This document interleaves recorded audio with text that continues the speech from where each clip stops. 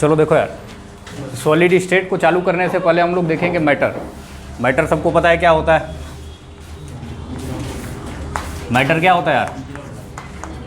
Matter क्या होता है? हमारे आसपास जितनी भी चीज़ें होती हैं, जो भी चीज़ हम देख रहे हैं वो सारा का सारा क्या है? मैटर है।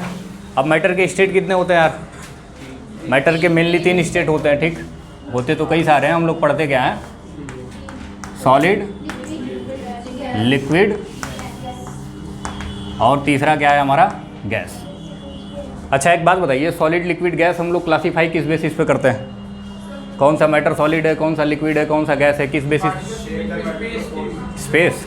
अच्छा और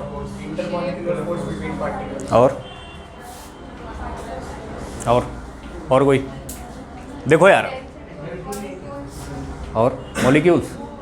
मॉलिक्यूल्स मतलब क्या? मॉलिक्यूल्स कैसे? देखो हमारे पास जो पार्टिकल्स होते हैं ना यार, मैटर के पार्टिकल्स क्या हो सकते हैं? या तो मॉलिक्यूल्स हो सकते हैं, एटम हो सकते हैं, आयंस हो सकते हैं, ठीक है? तो हर एक पार्टिकल्स के अंदर 2 टाइप की टेंडेंसी होती है। क्या होती है? 2 टाइप्स ऑफ टेंडेंसी। हाँ, टेंडेंसी क्या होता है? अरे टेंडेंसी मतलब कि उसका जो अपना कैपेसिटी नहीं बोल सकते, उसका अपना मतलब बिहेवियर, ठीक? तो टेंडेंसी 2 तरीके की होती है। कौन कौन सी टेंडेंसी होती है यार? एक तो हमारा पहला होता है म्यूचुअल अट्रैक्शन का, म्यूचुअल अट्रैक्शन का, ठीक है? और दूसरा जो टेंडेंसी होती है वो क्या होती है? Escaping tendency. क्या होती है? Escaping tendency.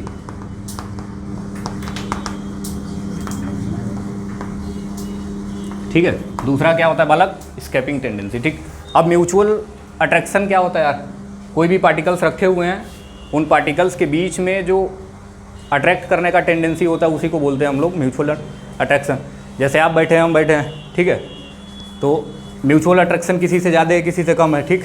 जैसे पुराने वाले अभी आप लोग हैं, पुराने वाले 2-4 दिख रहे हैं इसमें, तो उनसे हमारा म्यूचुअल अट्रैक्शन क्या है? थोड़ा सा ज़्यादा है। आप लोग नए हैं, थोड़ा सा अजीब लग रहा होगा, ये कौन आ गया है, लग रहा है कि नहीं? तो ये क्या होता है? Mutual attraction. दूसरा क्या होता है?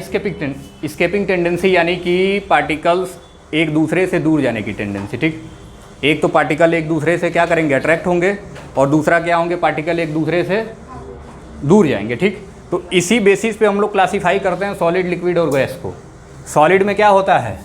म्यूचुअल अट्रैक्शन क्या होता है? बहुत ज़्यादा होता है किससे? स्केपिंग टेंडेंसी से, ठीक?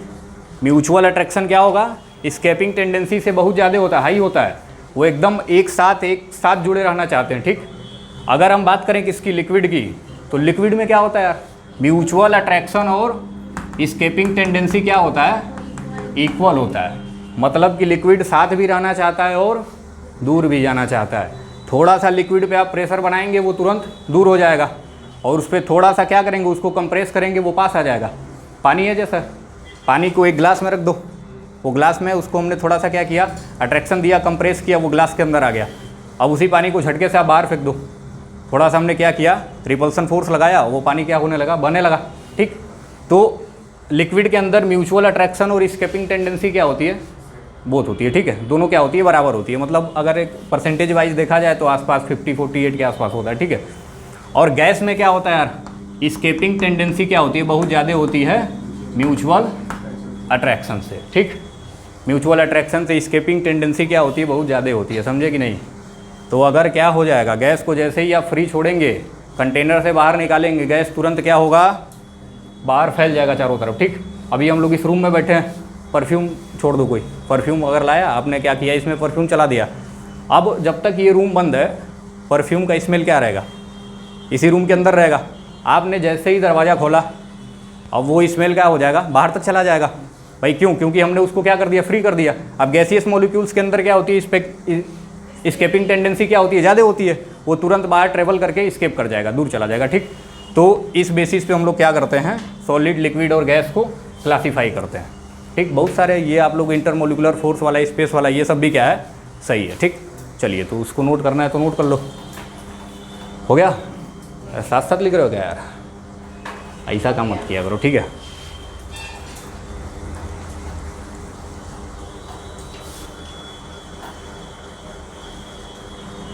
हो गया सबका मिटा?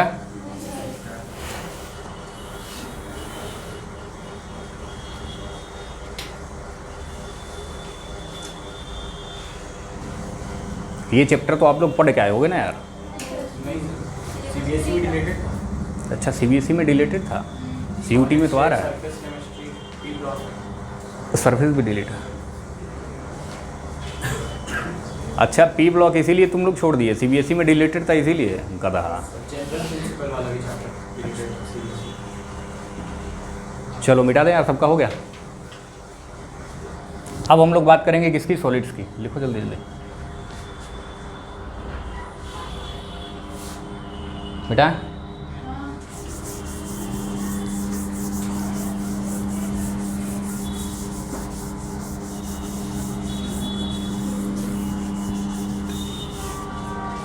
अब हम लोग बात करेंगे किसकी, सॉलिड्स की। ठीक है, तो हमें ये तो अंदाज़ा लग गया है कि सॉलिड्स के अंदर क्या होगा, म्यूचुअल अट्रैक्शन ज़्यादा होगा। ठीक है, म्यूचुअल अट्रैक्शन ज़्यादा होने का मतलब कि पार्टिकल्स क्या होंगे, नज़दीक होंगे। इंटरमोलिकुलर फोर्स क्या होगा, ज़्यादा होगा। और इंटरमोलिकुलर स्पेस क्या होगा, कम होगा। तो हम लोग कुछ जनरल कैरेक्टरिस्टिक होता है किसका, सॉलिड का, जिसके बेसिस पे हम लोग क्या करते हैं, पहचानते हैं कि ये हमारा, जैसे चौक क्या है, सॉलिड है। चौक क्या है, सॉलिड है। बॉटल में पानी क्या है, लिक्विड है। तो इसका कुछ ना कुछ तो अपना कैरेक्टरिस्टिक होगा, इसी के बेसिस पे हम लोग क्या करते हैं, पहचानते हैं। तो हेडिंग करिए general characteristics of solid.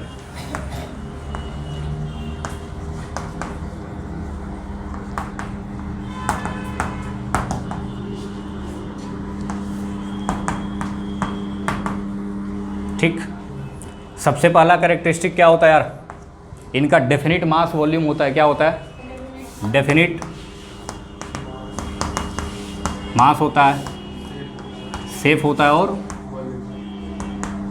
Volume होता है। ठीक, अब इसका रीजन क्या है, सेफ डेफिनिट होने का रीजन क्या होता है, सेफ डेफिनिट होने का रीजन क्या होता है भाई इस, हाँ, और इनका अरेंजमेंट भी होता है, क्या होता है, रेगुलर होता है। ठीक, आगे इसको हम लोग अरेंजमेंट के बेसिस पे क्लासीफाई करेंगे।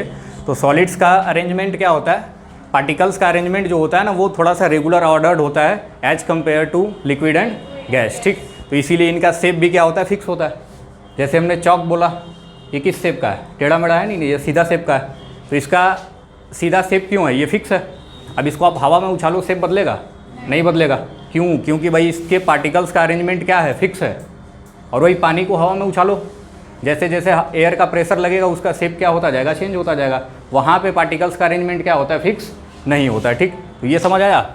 दूसरी अगर प्रॉपर्टी देखा जाए, जो दूसरा कैरेक्टरिस्टिक इसका देखा जाए, तो इंटरमोलिकुलर स्पेस क्या होता है, इंटरमोलिकुलर स्पेस क्या होता है, मिनिमम।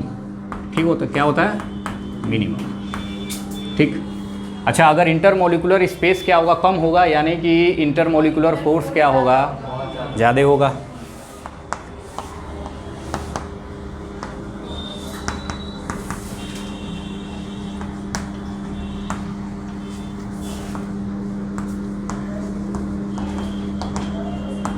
ठीक है, चलो अब देखो यार, इंटरमोलिकुलर फोर्स अगर ज़्यादा है, तो अगर हम बात करें किसकी, मेल्टिंग पॉइंट की, किसकी बात करें, मेल्टिंग पॉइंट की, तो मेल्टिंग पॉइंट क्या होगा यार, ध्यान देना, लिखो मत, जल्दी बताओ। मेल्टिंग पॉइंट क्या होगा, मेल्टिंग पॉइंट क्या होगा, हाई होगा। भाई मेल्टिंग किसको बोलते हैं, मेल्टिंग किसको बोलते हैं। अच्छा एक बात बताओ, मेल्टिंग पॉइंट किसको बोलते हैं, मेल्टिंग पॉइंट, मेल्टिंग पॉइंट किसको बोला जाता है,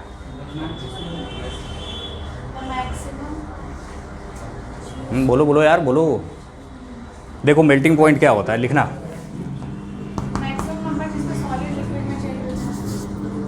मैक्सिमम नंबर, मैक्सिमम टेम्परेचर थोड़ी होता है यार, रेंज ऑफ टेम्परेचर नहीं होता है। देखो temperature at which solid and liquid forms of a substance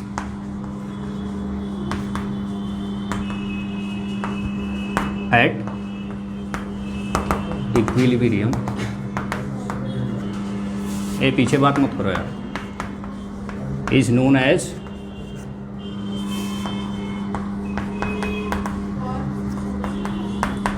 melting point. ठीक है, देखो क्या लिखा गया, ध्यान से समझिए। Temperature at which solid and liquid form of a substance at equilibrium is known as melting point. कोई हमारे पास सब्सटेंस है, ठीक है, जैसे हमने लिया क्या, आइस। आइस क्या है, सॉलिड में भी होता है, और आइस क्या हो सकता है, बाद में लिक्विड में भी चेंज हो सकता है।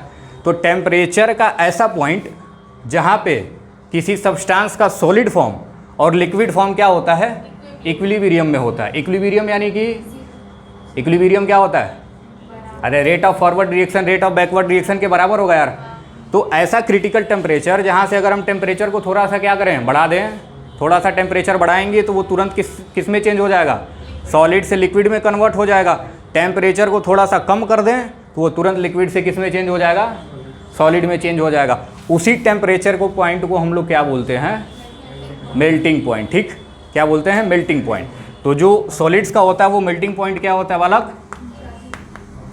हाई होता है। ठीक, सॉलिड्स का मेल्टिंग पॉइंट क्या होता है, बहुत ज़्यादा होता है। ठीक है, क्योंकि बॉन्ड को तोड़ने में ज़्यादा एनर्जी हमें देनी पड़ती है, इंटरमोलिकुलर फोर्स ज़्यादा है, बॉन्ड्स तोड़ने में हमें ज़्यादा एनर्जी देनी पड़ेगी। ठीक, चलो हो गया इतना। अरे मेल्टिंग में बॉन्ड कमज़ोर नहीं किया जाता है, मेल्टिंग में भी किया जाता है यार। सॉलिड से अगर आप लिक्विड में चेंज कर रहे हैं तो स्पेस को बढ़ाना पड़ेगा ना। बॉइलिंग में तो सर पूरे सारा बॉन्ड टोटली तोड़ा जाता है ना, ताकि वो डायरेक्ट गैस। हाँ, तो अगर आप, हमने बोला कि सॉलिड से आप लिक्विड में चेंज कर रहे हैं तो बॉन्ड को कमज़ोर तो करना पड़ेगा हमें, उसी बॉन्ड पे थोड़ी वो चेंज हो जाएगा भाई, बॉन्ड को तो कमज़ोर करना पड़ेगा। अब वो टूटे ना टूटे, टूटता भी है, ऐसा थोड़ी 100% नहीं टूटता है, बॉन्ड टूटता है। बॉन्ड जो होते हैं ब्रेक होते हैं, सॉलिड से लिक्विड जाएंगे तो भी बॉन्ड का क्या होता है, ब्रेकडाउन होता है। ठीक है, हो गया। अगर डेंसिटी की बात करें यार, डेंसिटी क्या होता है बेटा, इधर डेंसिटी क्या होता है, डेंसिटी क्या होता है, हाई डेंसिटी होता है।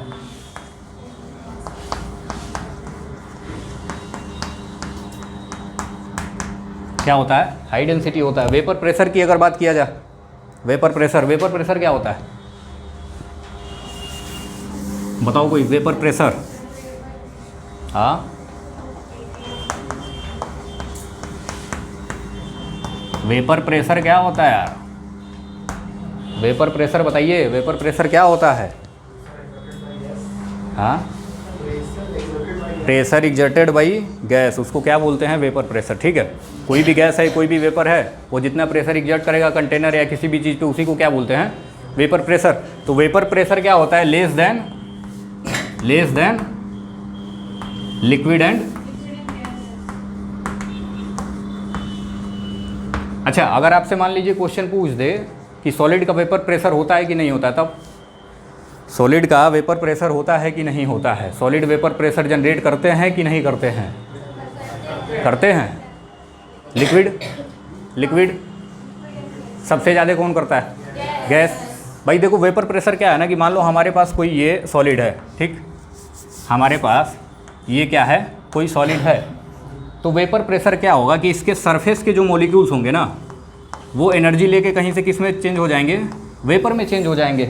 और इस वेपर में चेंज होने का यानी कि गैसियस फॉर्म में गए, और ये गैस कोलिजन के वजह से जो प्रेशर एग्जर्ट करेगा उसी को हम लोग क्या बोलते हैं, वेपर प्रेशर।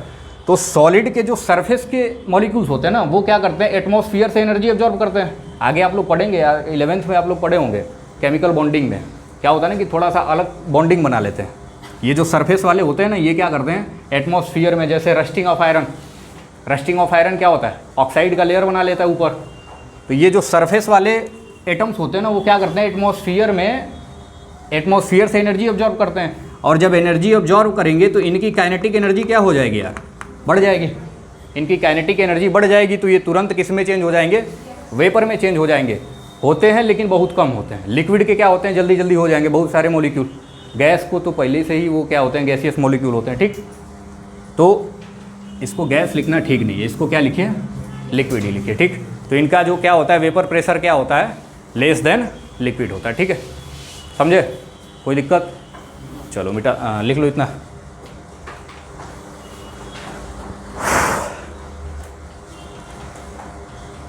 हो गया।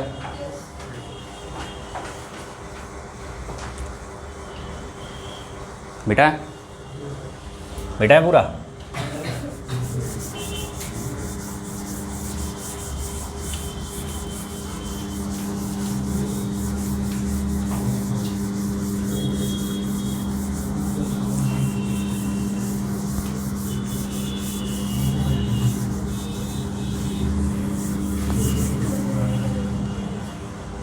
चलिए नेक्स्ट हम लोग देखेंगे।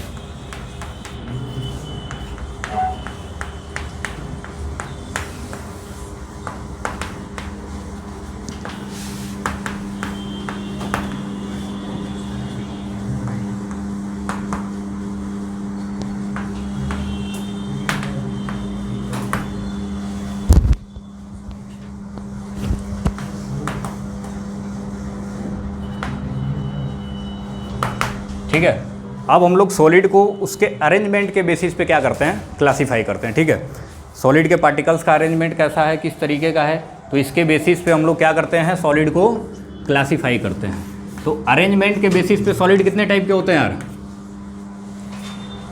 बताओ जल्दी। 2 टाइप के होते हैं, एमॉर्फस और क्रिस्टलाइन। कितने टाइप के होते हैं, 2 टाइप के।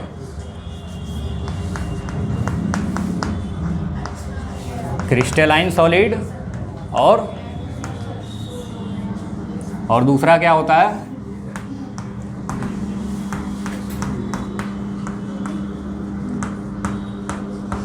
समझ गए। अच्छा देखिए, इस पूरे चैप्टर में हमें डिटेल में चर्चा किसके बारे में करना है, क्रिस्टलाइन सॉलिड के बारे में। ठीक, यहाँ पे 2-4 पॉइंट एमॉर्फस का हम लोग देखेंगे और यहीं पे ये क्या हो जाएगा, इसका खेल ख़त्म। ठीक है, बाद में जितने भी सॉलिड पढ़ेंगे वो सब किसके फॉर्म होंगे, क्रिस्टलाइन सॉलिड के। ठीक है, तो देखो क्रिस्टलाइन सॉलिड क्या होता है यार, जिसमें पार्टिकल्स का क्या हो, रेगुलर अरेंजमेंट। क्या हो, रेगुलर अरेंजमेंट ऑफ पार्टिकल।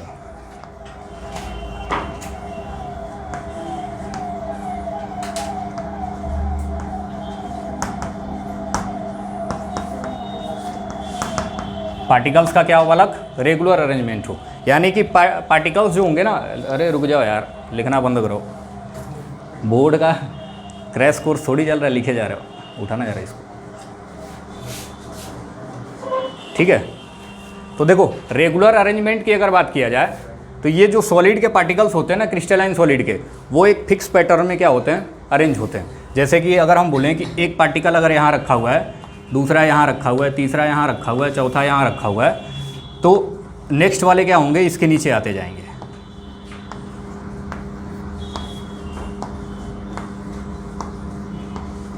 देखो ये क्या है, रेगुलर अरेंजमेंट है कि नहीं, 4 इधर, 4 ऐसे, 4 ऐसे, 4 ऐसे। ठीक, तो इस पैटर्न को हम लोग क्या बोलते हैं, रेगुलर पैटर्न। वहीं अगर एमॉर्फस सॉलिड की बात किया जाए तो एमॉर्फस सॉलिड में जो पैटर्न होता है वो क्या होता है, इर्रेगुलर पैटर्न ऑफ पार्टिकल्स।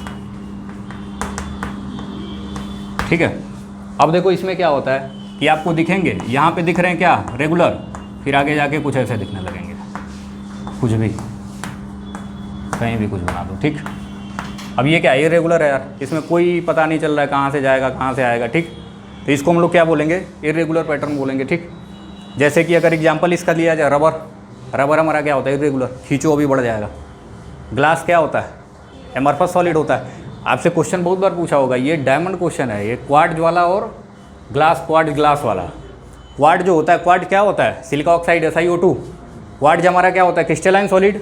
लेकिन क्वार्ट्ज ग्लास जो होता है ना, वो क्या होता है, एमॉर्फस होता है। तो ग्लास क्या होता है, किसी टाइप का ग्लास जो होगा ना, वो क्या होगा, एमॉर्फस सॉलिड होगा। आपसे बोर्ड में क्वेश्चन पूछे जाते होंगे पहले, अभी तो इस बार तो कट गया है। ये जो आप ग्लास यूज़ करते हैं ना खिड़की में, ये कुछ साल बाद क्या हो जाता है, ऊपर से इसका थिकनेस कम हो जाएगा, नीचे क्या हो जाता है, मोटा हो जाता है। ऐसा क्यों, ऐसा क्यों, ऐसा कहाँ होता है भाई, ये क्या होता है, सुपर कूल्ड लिक्विड होता है, इसके अंदर फ्लो करने की क्या होती है, टेंडेंसी होती है, समझे कि नहीं। तो इसीलिए ये क्या होता है, ऊपर से धीरे धीरे फ्लो करके नीचे आके जमा हो जाता है। ठीक, तो ये इनका पैटर्न क्या होता है, इरेगुलर होता है, इसका पैटर्न क्या होता है, रेगुलर होता है। अगर रेगुलर पैटर्न है तो इसका मेल्टिंग पॉइंट क्या होगा यार, मेल्टिंग पॉइंट बताओ, मेल्टिंग पॉइंट क्या होगा, ज़्यादा होगा, मेल्टिंग पॉइंट क्या होगा, ज़्यादा होगा। और इसका मेल्टिंग पॉइंट क्या होगा, कम होगा, as compare to melting point क्या होगा, कम होगा, as compare to crystalline solid. ठीक है भाई, क्यों, मान लो यहाँ पे बॉन्ड ज़्यादा हैं, यहाँ पे देखिए, यहाँ पे अगर आपको एनर्जी ज़्यादा देनी पड़ेगी, यहाँ पे बॉन्ड कम है, यहाँ पे कम एनर्जी में क्या हो जाएगा, मेल्ट होने लगेगा। ठीक है, इसका जो मेल्टिंग पॉइंट होता है ना, वो क्या होता है, शार्प होता है। क्या होता है, शार्प होता है। एक पर्टिकुलर पॉइंट होता है जहाँ पे ये मेल्ट होना चालू हो जाएगा। एक पर्टिकुलर पॉइंट होगा जहाँ पे ये मेल्ट होना चालू हो जाएगा। कभी आप लोगों ने आयरन को जलाया है? लोहा जलते हुए देखो भट्टी में, कैसे जलता है? लोहा पहले काला होता है। मान लो लोहे का रॉड हमारे पास है, वो क्या होगा? ब्लैक होगा। आप उसको टेम्परेचर दे रहे हैं, वो लाल होता जाएगा। लाल होते होते पूरा एकदम लाल हो जाएगा। वो पूरा लाल हो जाएगा लेकिन मेल्ट नहीं होगा। एक ऐसा पर्टिकुलर टेम्परेचर आएगा जहाँ से वो तुरंत क्या हो जाएगा? मेल्ट हो जाएगा। जब मेल्ट होगा तो पूरा का पूरा क्या हो जाएगा? मेल्ट हो जाएगा। समझे? सोना कभी ये जो दुकान वाले देते हैं ना, इसको पिघलाते हुए देखे हो? वो एक पहले तैयार करते हैं कैसा लिक्विड, उस टेम्परेचर पे जिस पे क्या हो जाए? गोल्ड मेल्ट हो जाए, और उठा के तुरंत उसमें डाल देते हैं। जैसे ही डालेंगे वो तुरंत पानी की तरह मेल्ट हो जाएगा। ठीक, तो इसका मेल्टिंग पॉइंट क्या होता है? शार्प होता है। और इनका मेल्टिंग पॉइंट क्या होता है? ओवर अ रेंज होता है। क्या होता है? Over a range. एक रेंज होता है इनके मेल्टिंग पॉइंट का। जैसे हमने क्या किया, 200 डिग्री सेल्सियस टेम्परेचर किया, ये धीरे धीरे मेल्ट होना चालू होगा। पहले सॉफ्ट होगा, उसके बाद क्या होगा? मेल्ट होगा। 200 से 250 ले जाएंगे, 200 पे सॉफ्ट होगा, 250 पे क्या होगा? मेल्ट होगा। ठीक, तो क्रिस्टलाइन सॉलिड का मेल्टिंग पॉइंट क्या होता है? शार्प होता है। एमॉर्फस सॉलिड का मेल्टिंग पॉइंट क्या होता है? एक रेंज में होता है। ठीक, चलिए नोट करो इसको।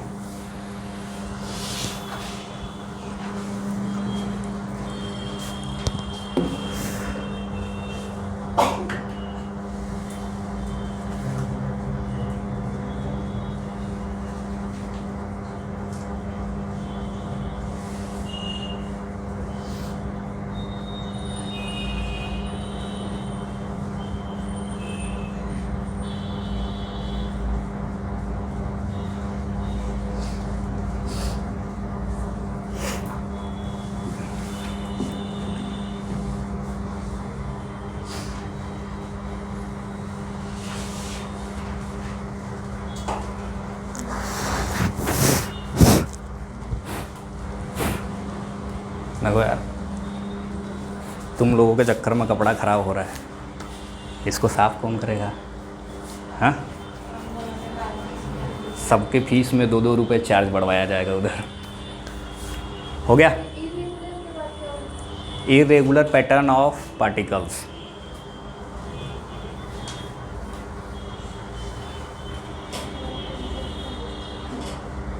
मिटा दें?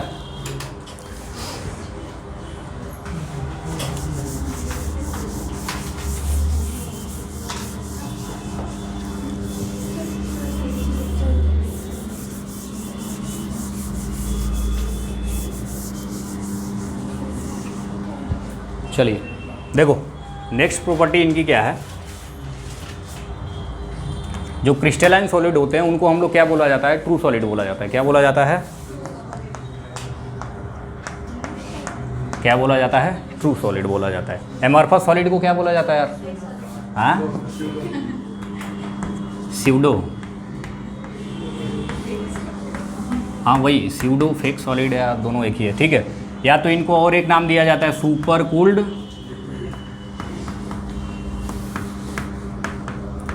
Super cooled liquid. ठीक है, सुपर कूल्ड लिक्विड क्यों बोला जाता है यार? सुपर कूल्ड लिक्विड क्यों बोला जाता है? बताओ, सुपर कूल्ड लिक्विड क्यों बोला जाता है? क्योंकि इनके अंदर फ्लो करने की क्या होती है? टेंडेंसी होती है, टेंडेंसी टू फ्लो। ठीक है, तो ये जो हमारा ग्लास आता है ना, ये किस में आता है? सुपर कूल्ड लिक्विड होता है। ठीक है, इसके अंदर फ्लो करने की टेंडेंसी होती है। कुछ सालों तक इसको छोड़ देंगे तो ऊपर का पार्टिकल्स फ्लो करते हुए कहाँ आ जाएंगे? नीचे आ जाएंगे। ठीक है, तो अगर पूछा जाए कि ग्लास कैसा सॉलिड है तो क्या बताएंगे? Amorphous solid. ठीक है, अच्छा, इसमें सबसे मेन प्रॉपर्टी जो हमारी होती है वो होती है कि क्रिस्टलाइन सॉलिड जो होते हैं ना, वो क्या होते हैं? आइसोट्रोपिक होते हैं। क्या होते हैं? Isotropic in nature. हाँ, याद करके बैठे हो। कौन बोला पीछे से? हाँ, याद करके बैठी एनसीईआरटी। ठीक है, और ये क्या होते हैं यार? एनआइसोट्रोपिक।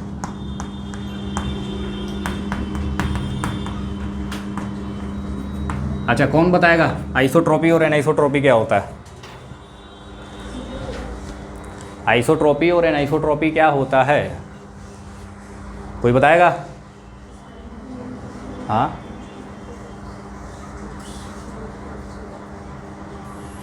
सर इन लोग मतलब अलग अलग मॉलिक्यूलर फार्मूला में एग्जिस्ट करता है। अलग अलग मॉलिक्यूलर फार्मूला क्या करते हैं, एग्जिस्ट करते हैं, और आइसोटोप्स में exist आइसोटोप्स में एग्जिस्ट करते हैं, और कोई पीछे, इधर इधर।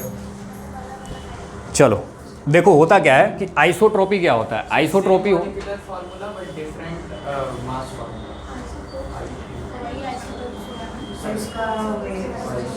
देखो यार, आइसोट्रोपिक प्रॉपर्टी क्या होती है कि किसी भी मॉलिक्यूल का जो फिजिकल प्रॉपर्टीज होते हैं ना वो क्या हों, अलग अलग डायरेक्शन में अलग अलग हों, अलग अलग डायरेक्शन में क्या हों, अलग अलग हों, ठीक है। Different physical properties, different physical properties in different directions, ठीक है। अलग अलग डायरेक्शन में इनकी फिजिकल प्रॉपर्टीज क्या होनी चाहिए, अलग अलग होनी चाहिए। अच्छा, अगर बात किया जाए कि कौन कौन सी फिजिकल प्रॉपर्टी यार, तो जैसे होता है हमारा रिफ्रैक्टिव इंडेक्स, क्या होता है, रिफ्रैक्टिव इंडेक्स, और क्या होता है हमारा थर्मल कंडक्टिविटी, थर्मल कंडक्टिविटी। तीसरा क्या है, इलेक्ट्रिकल कंडक्टिविटी, इलेक्ट्रिकल कंडक्टिविटी, ठीक है, समझे। तो ये डिफरेंट डायरेक्शंस, हाँ, अलग अलग डायरेक्शन में फिजिकल प्रॉपर्टीज़ की क्या हो जाती हैं, बदल जाती हैं, ठीक। अलग अलग डायरेक्शन में क्या हो जाती हैं, फिजिकल प्रॉपर्टीज बदल जाती है। अगर यहीं बात किया जाए किसका, एन आइसोट्रॉप का, तो एन आइसोट्रॉप क्या होता है, सेम फिजिकल प्रॉपर्टीज इन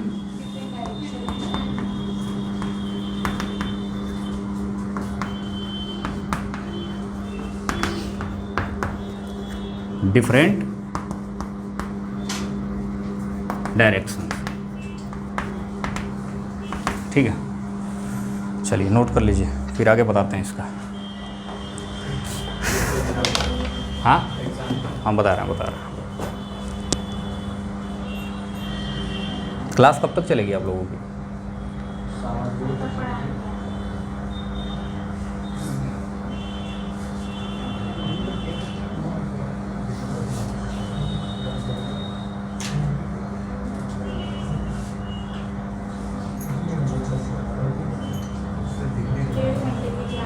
डेढ़ घंटे की क्लास। चलिए ये हो गया इतना, नीचे तक आगे बढ़ें।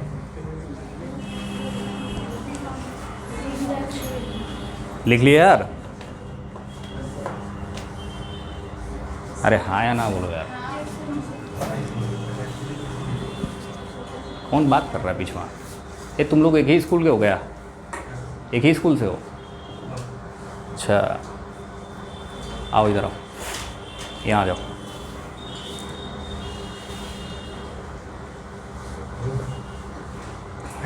आजा भैया आजा। है इतना लेट गया, शादी उदी करके आ रहे हो क्या?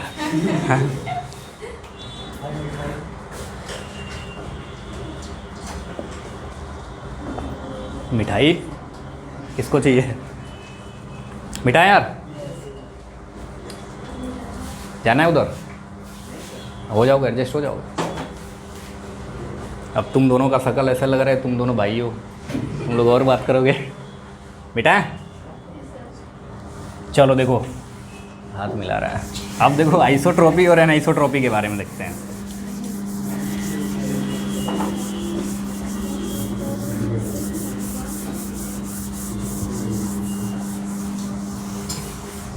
देखो हमने क्या बोला कि जो क्रिस्टलाइन सॉलिड होंगे उनके पार्टिकल्स क्या होंगे, एक रेगुलर अरेंजमेंट में अरेंज होंगे। हमने बोला कि हमारे पास दो टाइप के मॉलिक्यूल्स हैं, ए और बी टाइप के। ए बी टाइप के क्या हैं, मॉलिक्यूल्स हैं। इनको हमें क्या करना है, रेगुलर पैटर्न में अरेंज करना है। तो अगर एक पहला क्या आया, ए आया, तो दूसरा क्या आएगा, बी, फिर ए, फिर बी, फिर ए।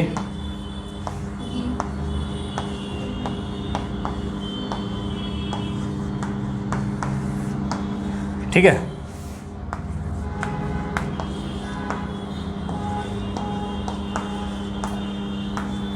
समझ गए? और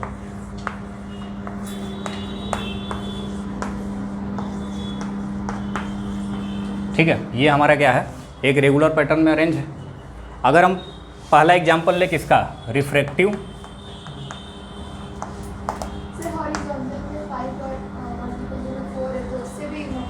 क्या नहीं, ऐसे कोई दिक्कत नहीं है, एक ऐसे इधर बढ़ा दो, नीचे 4, कोई दिक्कत नहीं है। हर जगह पैटर्न क्या होना चाहिए, फॉलो करना चाहिए। हर जगह पैटर्न क्या होना चाहिए, रिपीटिंग पैटर्न होना चाहिए। ऐसा नहीं है कि इधर 5 कर दो, इधर 4 कर दो, इधर 5 कर दो, इधर 4 कर दो ना। 5 4 भी अगर कर रहे हो तो इसका 5 है, इसका 4 है, इसका 5 है, इसका 4 है, तब चलेगा। ये नहीं 5 इसका है, बीच में 2 3 वाले ला दो, फिर नेक्स्ट 5 वाला ला दो, नहीं। एक पैटर्न किसी भी तरीके से, यार पजल वगैरह आप लोग देखते हैं ना, तो वह वैसा ही पैटर्न होना चाहिए, फिक्स पैटर्न होना चाहिए, रिपीटिंग होना चाहिए। एक के बाद एक अगर रिपीट कर रहा है तो वो हमेशा लास्ट तक क्या करना चाहिए, रिपीट करना चाहिए। ठीक। अगर हम बात करें रिफ्रैक्टिव इंडेक्स की, रिफ्रैक्टिव इंडेक्स किस पे डिपेंड करता है यार, रिफ्रैक्टिव इंडेक्स किस पे डिपेंड करता है, लाइट के मीडियम में जितने पार्टिकल्स कोलाइड करने वाले होते हैं उस पर क्या करेगा, डिपेंड करेगा। क्या करेगा, डिपेंड करेगा कि नहीं करेगा। हमने बोला कि ए बी टाइप के हैं, यानी कि ए पार्टिकल और बी पार्टिकल दोनों की प्रॉपर्टी क्या है, अलग है। ठीक है, ये लाइट के बीम को क्या कर सकते हैं, अलग अलग तरीके से रिफ्रैक्ट करेंगे। अगर हम लाइट बीम पास कराएं इधर से, ठीक है, लाइट बीम अगर हमने पास कराया, हमारा पहला रूट क्या है, ये है, तो यहाँ पे रिफ्रैक्टिव इंडेक्स जो आएगा वो कुछ और आएगा। मान लो यहाँ पे कोई R1 रिफ्रैक्टिव इंडेक्स आया, ठीक है। अगर हमने डायरेक्शन को क्या किया, बदला, सेम सॉलिड है, देखो सॉलिड क्या है, यही क्रिस्टलाइन सॉलिड है, सेम सॉलिड है। हमने एक डायरेक्शन लाइट का ये लिया, अब इस डायरेक्शन के बीच में आने वाले पार्टिकल्स कौन कौन से हैं, देखो ए बी ए, ठीक। अब ये क्या करेंगे, रिफ्रैक्ट करेंगे लाइट को अलग अलग तरीके से, ए अपने तरीके से करेगा, बी अपने तरीके से करेगा। अगर हम बोलें कि हमने क्या कर दिया, डायरेक्शन को बदल दिया, अब हमने डायरेक्शन ये ले लिया। अब देखो इस बार लाइट के पाथ में आने वाले पार्टिकल्स कौन से हैं, ए हैं केवल, बी इसमें है नहीं, तो रिफ्रैक्टिव इंडेक्स क्या होगा, मान लो रिफ्रैक्टिव इंडेक्स कुछ आया तो R1 R2 के बराबर होगा कि नहीं होगा, नहीं होगा भाई, पार्टिकल्स क्या हो जा रहे हैं, बदल जा रहे हैं। अगर हमने क्या कर दिया, मान लो डायरेक्शन को इधर कर दिया, अब यहाँ पे क्या आएगा, R3 बनेगा। अब देखो इस वाले लाइट के बीम के मीडियम में कौन कौन से पार्टिकल आ रहे हैं, केवल और केवल बी वाले, इसका रिफ्रैक्टिव इंडेक्स कुछ और आएगा, तो ये भी इसके बराबर नहीं होगा। समझे कि नहीं समझे यार, ठीक। और अगर इस एमॉर्फस में देखा जाए, इसमें पैटर्न रेगुलर नहीं होता है, कुछ भी हो जाएगा। ए है, बी है, फिर बी है, फिर बी है, फिर हमारा क्या आ गया, ए आ गया, बी आ गया, ए आ गया।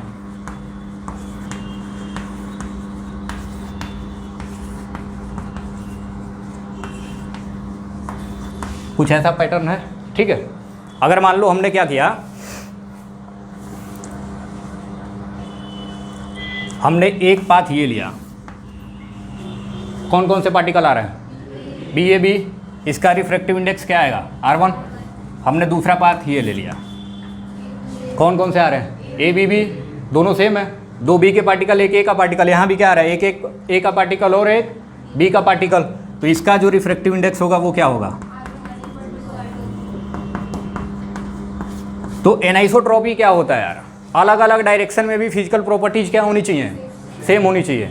आइसोट्रॉपी क्या होता है, डिफरेंट अगर डायरेक्शन को हम चेंज करेंगे तो कुछ फिजिकल प्रॉपर्टीज क्या होंगी, हमारी चेंज होंगी, कुछ फिजिकल प्रॉपर्टीज क्या होंगी, चेंज होंगी। अब मेल्टिंग पॉइंट, बॉइलिंग पॉइंट नहीं चेंज होगा, ठीक है। चाहे इधर से मेल्ट कराओ, इधर से टेम्परेचर दो या इधर से टेम्परेचर दो, मेल्टिंग पॉइंट और बॉइलिंग पॉइंट चेंज नहीं होगा, ठीक है। समझे कि नहीं समझे यार। तो एनाइसोट्रॉपी आइसोट्रॉपी समझ आया, कोई दिक्कत किसी को, चलो नोट कर लो इतना।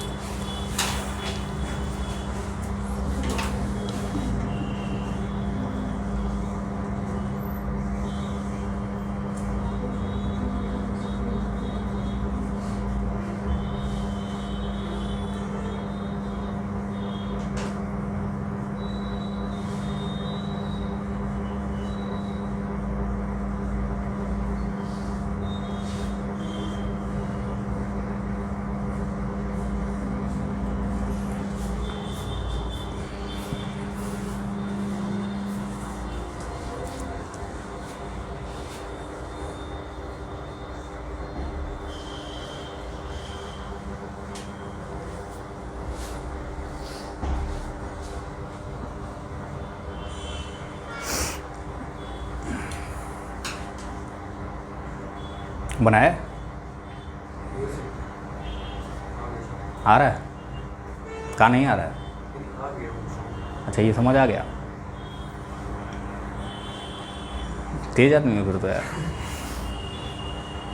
कौन नहीं स्कूल में पढ़ते हो? अरे यार ये चालू करो इसको यार। कहाँ चालू होता है?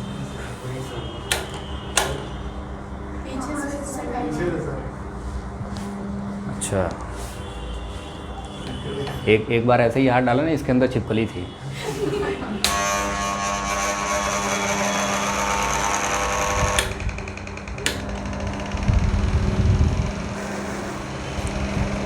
हो गया?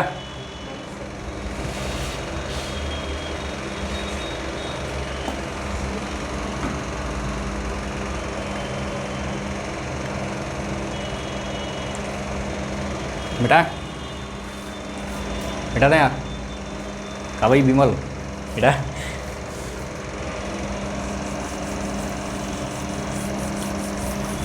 अच्छा, तुम लोगों के क्लास में एक विमल गर्ल मौजूद है, पता है कि नहीं तुम लोगों को? विमल,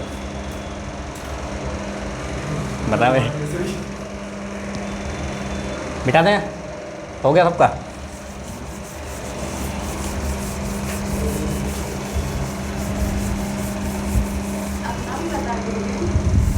यार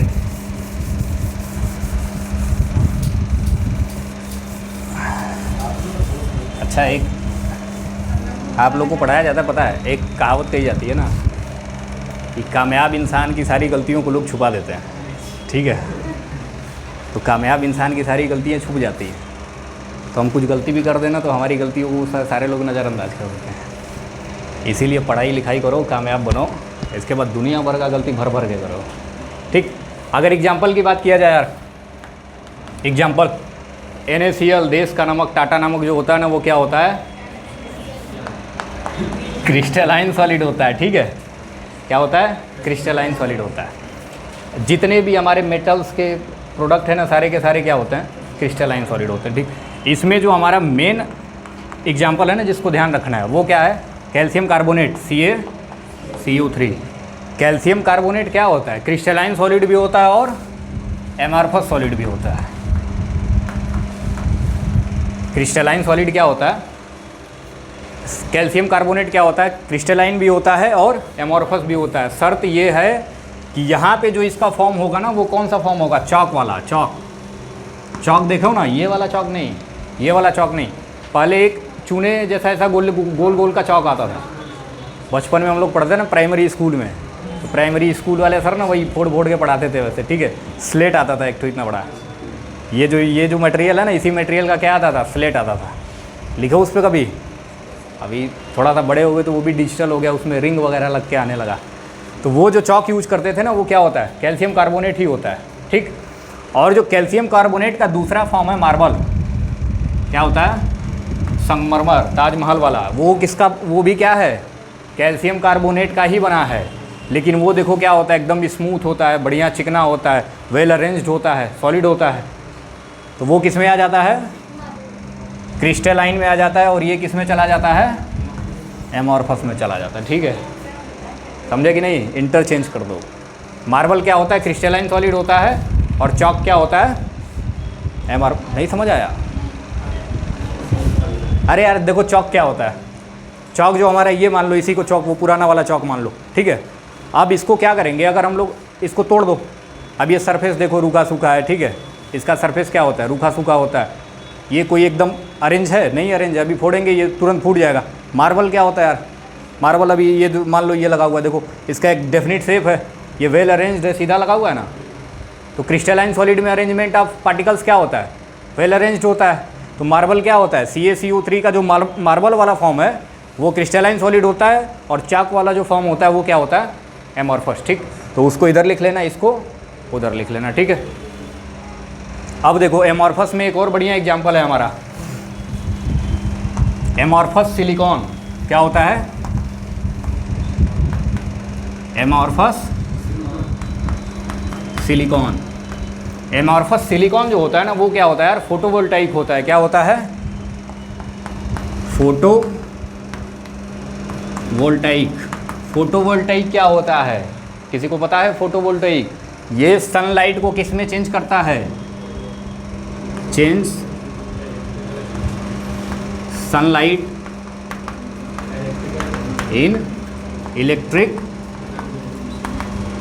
करंट या इलेक्ट्रिक एनर्जी, ठीक। सोलर पैनल से हाँ, सोलर पैनल में यही होता है, समझे।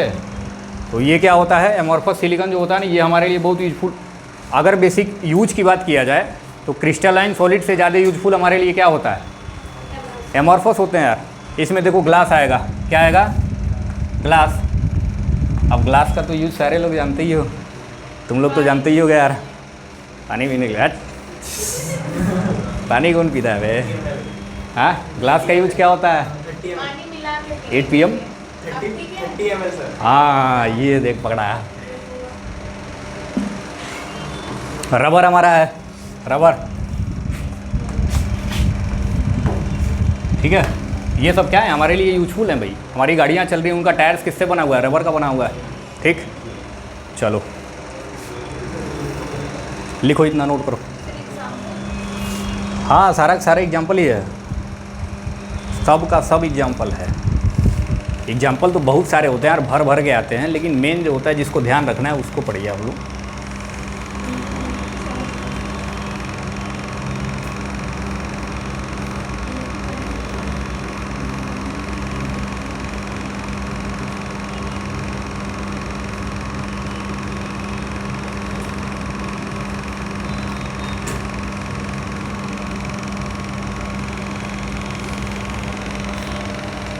हो गया?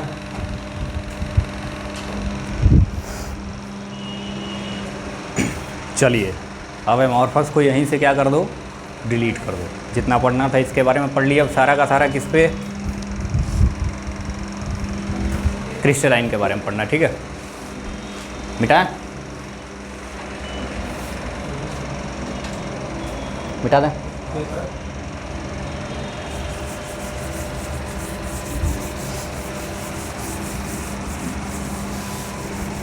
अच्छा, एक चैप्टर आप लोगों का कंप्लीट हो गया। विजय सर क्या पढ़ा रहा है? मोडालिटी का 3 दिन क्लास चली।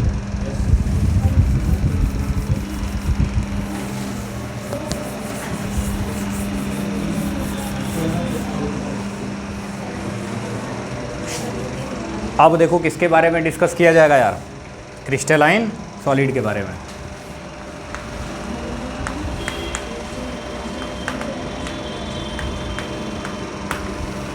ठीक है, अब इसका क्लासिफिकेशन हम लोग करेंगे किसके बेसिस पे, कंस्टिट्यूएंट पार्टिकल और इंटरमोलिकुलर फोर्सेस के बेसिस पे।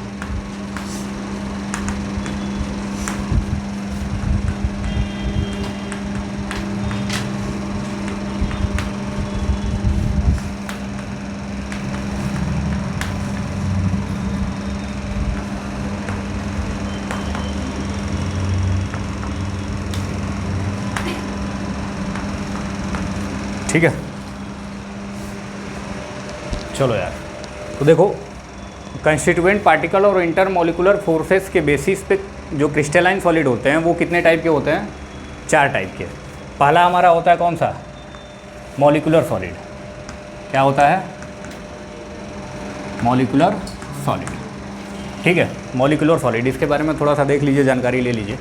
मॉलिक्यूलर सॉलिड के अंदर जो कॉन्स्टिट्यूएंट पार्टिकल्स होते हैं वो क्या होते हैं यार, ध्यान से देखो और लिखना बंद करो। कॉन्स्टिट्यूएंट्स क्या होते हैं, मॉलिक्यूल्स होते हैं, नाम से पता चल रहा है। मॉलिक्यूलर सॉलिड है तो क्या होंगे, मॉलिक्यूल्स होंगे। क्या होंगे, मॉलिक्यूल्स होंगे, ठीक।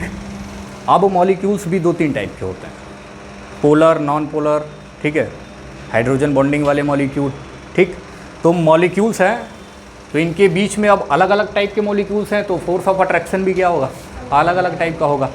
तो इनको भी कैटेगराइज किया गया है 3 तरीके से। अगर मॉलिक्यूल्स क्या हों, पोलर हों, मॉलिक्यूल्स क्या हों, पोलर मॉलिक्यूल्स हों, ठीक।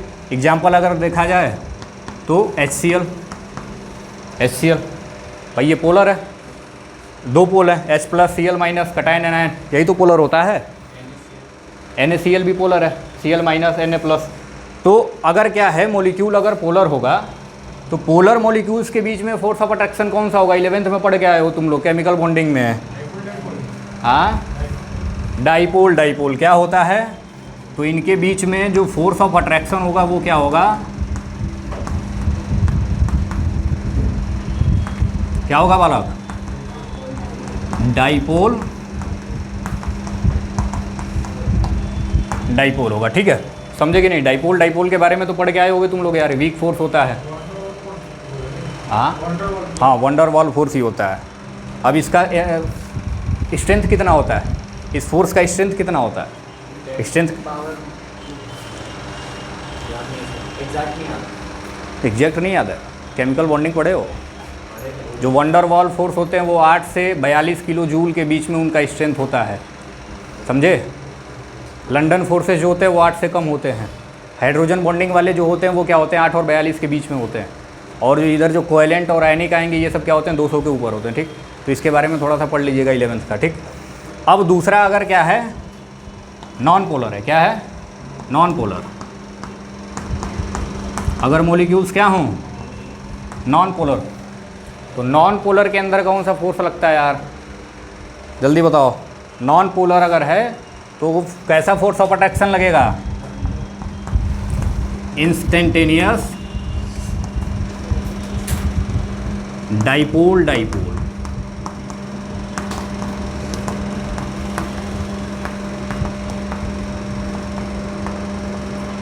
ठीक है। इसी को हम लोग क्या बोलते हैं? लंदन फोर्स बोलते हैं। क्या बोलते हैं? लंदन फोर्स बोला जाता है, ठीक है। इसका अगर एग्जांपल देखा जाए, पानी H2O में हाइड्रोजन बॉन्डिंग होता है यार। I2 का सॉलिड, आयोडीन का सॉलिड, Br2 ब्रोमीन का सॉलिड, CO2 वो नॉन पोलर होता है। कार्बन। अच्छा एक बात बताओ, इंस्टेंटेनियस डाइपोल डाइपोल अट्रैक्शन क्या होता है यार? इंस्टेंटेनियस डाइपोल डाइपोल अट्रैक्शन क्या होता है बालक? कोई बताएगा? कोई बताएगा? इंस्टेंटेनियस डाइपोल डाइपोल अट्रैक्शन क्या होता है? किसी को पता है? अरे लंदन फोर्स के बारे में पता है ना? वंडर वॉल फोर्स पता है, लंदन फोर्स भी पता होगा। देखो इंस्टेंटेनियस डाइपोल डाइपोल क्या होता है कि जब हमारे पास दो नॉन पोलर मॉलिक्यूल्स हैं ना, तो उनको एक पर्टिकुलर टाइम पे हम लोग क्या करते हैं? डाइपोल में कन्वर्ट कर देते हैं, ठीक।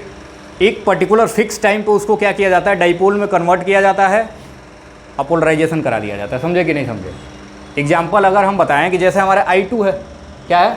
I2 का हमारा आयोडीन का हमारा एटम है, एक ये है और दूसरा ये, ठीक। ये दोनों क्या हैं? ये भी नॉन पोलर है और ये भी क्या है? नॉन पोलर है, ठीक है। अब होगा क्या कि इसके आउटर मोस्ट शेल में इलेक्ट्रॉन रिवॉल्व कर रहे हैं, ऐसे कर रहे हैं कि नहीं कर रहे हैं? ऐसे चारों तरफ इलेक्ट्रॉन क्या होता है? एक वेव होता है। तो एक ऐसा टाइम आएगा ना कि जब सारे के सारे इलेक्ट्रॉन इस साइड आ जाएंगे। अरे वेव है, ट्रेवल कर रहा है, घूम रहा है। तो एक ऐसा टाइम आएगा जब मैक्सिमम इलेक्ट्रॉन क्या हो जाएंगे? एक साइड शिफ्ट हो जाएंगे। मैक्सिमम इलेक्ट्रॉन क्या हो रहे हैं? ये ऐसे ऐसे घूम रहा है, ये ऐसे ऐसे इलेक्ट्रॉन क्या कर रहा है? रिवॉल्व कर रहा है, ठीक है। तो एक ऐसा टाइम आएगा इसी रिवॉल्यूशन में कि मैक्सिमम इलेक्ट्रॉन क्या होंगे? एक साइड शिफ्ट हो जाएंगे। तो ये इलेक्ट्रॉन क्या हुए? इधर वाले भी इधर शिफ्ट हो गए। अब इधर वाले इधर शिफ्ट हो जाएंगे तो यहाँ पे पार्शियल नेगेटिव साइन आएगा कि नहीं आएगा यार? और इधर क्या हो जाएगा? Partial positive. क्या हो जाएगा? Partial positive. अब ये देखो पोलर में चेंज हुआ कि नहीं हुआ? एक इंस्टेंट टाइम पे ये क्या हुआ? पोलर में चेंज हुआ। पहले क्या था? नॉन पोलर था, लेकिन रिवॉल्यूशन के वजह से ये क्या हुआ? पोलर में चेंज हुआ। समझ आ रहा है कि नहीं? अब अगर ये पॉजिटिव हो गया इधर, पार्शियल पॉजिटिव, डेल पॉजिटिव, इस पे चार्ज आया, तो यहाँ भी सब क्या होंगे? इलेक्ट्रॉन होंगे। अब ये पॉजिटिव, इधर इलेक्ट्रॉन नेगेटिव वाले हैं। अब ये क्या होंगे? पॉजिटिव देख के इधर इसकी तरफ क्या हो जाएंगे? अट्रैक्ट हो जाएंगे। तो इधर नेगेटिव आ जाएगा और इधर पॉजिटिव। अब देखो इंस्टेंटेनियस, तुरंत उसी एट द मोमेंट ये क्या हुआ? पोलर में चेंज हुआ कि नहीं हुआ? और जैसे ही पोलर में चेंज होगा इनके बीच में फोर्स ऑफ अट्रैक्शन लग जाएगा, ठीक है। तो इसी को हम लोग क्या बोलते हैं? इंस्टेंटेनियस डाइपोल डाइपोल अट्रैक्शन बोला जाता है, ठीक। और इसी को हम लोग क्या बोलते हैं? London force. सबसे वीक वाले यही होते हैं, कब टूट जाएँ कोई गारंटी नहीं है। आया समझ में? चलिए अब इसमें तीसरा जो होता है यार, ध्यान से देखो, राइटिंग समझ आ रही है तुम लोगों को? हाँ, मैनेज करना ही पड़ेगा यार। बताओ तीसरा होता है हमारा H बॉन्डिंग, हाइड्रोजन बॉन्डिंग वाला, यहाँ पे क्या होता है जल्दी बताओ। हाइड्रोजन बॉन्डिंग में एग्जाम्पल अगर देखा जाए, वाटर H2O, H2O में क्या होता है, हाइड्रोजन हाइड्रोजन के बीच में एक वीक फोर्स ऑफ अट्रैक्शन काम करता है। जैसे हमारे पास क्या है, H2O है ना, अभी अगर यहाँ पे दूसरा मॉलिक्यूल आ गया किसका, हाइड्रोजन का, तो यहाँ पे क्या होगा, हाइड्रोजन बॉन्डिंग बनेगी किसके किसके बीच में, H और H की, कि H और O के बीच में। AHB का फॉर्म होना चाहिए, AHB का फॉर्म होना चाहिए, समझे कि नहीं, AHB का फॉर्म होना चाहिए, जहाँ पे A भी क्या होना चाहिए, इलेक्ट्रोनेगेटिव मॉलिक्यूल होना चाहिए, B भी क्या होना चाहिए, इलेक्ट्रोनेगेटिव मॉलिक्यूल होना चाहिए, बीच में हाइड्रोजन। तो देखो AHB, तब जाके अगर ये वाला फॉर्म अगर फॉलो कर रहा है तो क्या होगा, हाइड्रोजन बॉन्डिंग होने लगेगी। ठीक, तो अट्रैक्शन के बेसिस पे यहाँ पे लास्ट वाले में हाइड्रोजन बॉन्डिंग होती है, डाइपोल डाइपोल इसमें होगा, लास्ट वाले में क्या, हाइड्रोजन बॉन्डिंग। ठीक, हाँ हाँ भाई, तो हाइड्रोजन बॉन्डिंग में ही आता है ना, हाइड्रोजन बॉन्डिंग में ही आता है दोनों। देखो अरे यार, हाइड्रोजन बॉन्डिंग के लिए ये ज़रूरी है, ये क्या है, ज़रूरी है। अब ये डिपेंड नहीं करता, इंटर इंट्रा दोनों में जाओगे तो ये फॉलो होना चाहिए, ऐसा नहीं है, ये फॉलो होना चाहिए, समझे। बस फ़र्क यही होता है कि एक कंपाउंड के अंदर बनने लगता है और एक दूसरे कंपाउंड से बनने लगता है। ठीक है, बस फ़र्क यही होता है, ये सिस्टम यही होगा, AHB फॉलो करेगा हर हाल में।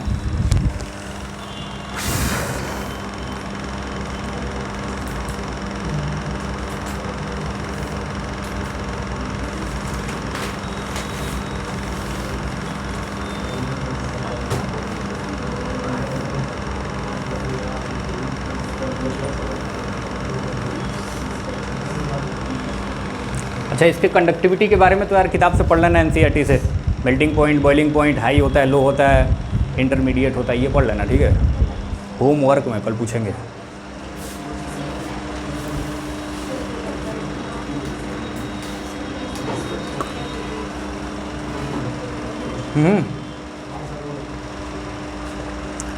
बाल तो बिन डीजल जैसा कटवा के आया तुम।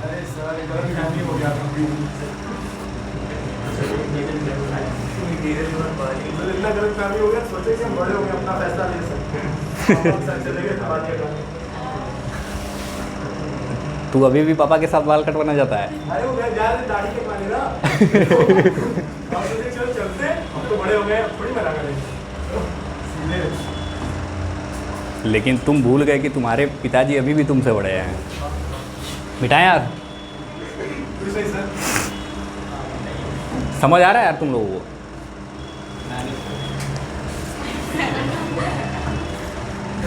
नहीं, जहाँ भी समझना है ना तुरंत पूछा करो, ठीक है। कोई भी पॉइंट अगर फंसे, और देखो यार, समझ आने का सबसे बेस्ट तरीका ये होता है, आप लोग चैप्टर पढ़ के नहीं आओगे, नया नया हम पढ़ाएंगे, जो भी पढ़ाएंगे वो आपको नया लगेगा।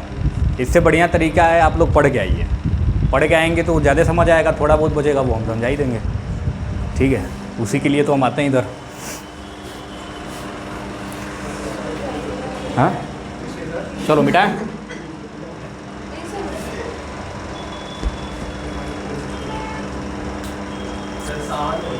हाँ समय हो गया, अरे बट अभी पढ़े क्या हो यार, कितना पढ़े हुए? एक भी पेज नहीं हुआ है वो। कोई 3 घंटा से पढ़ रहा, थक गए हो? अच्छा, हमारी क्लास अक्सर लास्ट में इसीलिए लगती है कि कब 1.5 घंटा का 2.5 घंटा हो जाता पता नहीं चलता है, ठीक। शांति से बैठे रहिए केवल। बेटा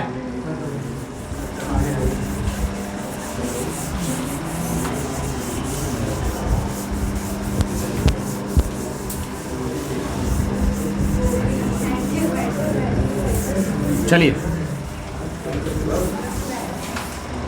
देखिए इसमें दूसरे टाइप का जो सॉलिड होता है वो क्या होता है? Covalent solid. क्या होता है? या तो इसको दूसरा नाम इसका बोला जाता है नेटवर्क सॉलिड। क्या बोला जाता है इसको?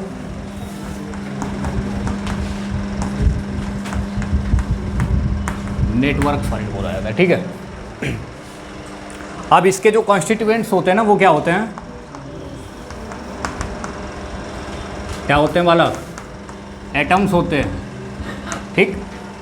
और इनको नेटवर्क सॉलिड क्यों बोला जाता है यार, क्योंकि इनके पार्टिकल्स का, एटम्स का एक बहुत लंबा सा जाल फैला होता है, ठीक है। स्ट्रक्चर बहुत लंबा होता है इनका, ठीक, पता ही नहीं चलता कितना बड़ा स्ट्रक्चर है।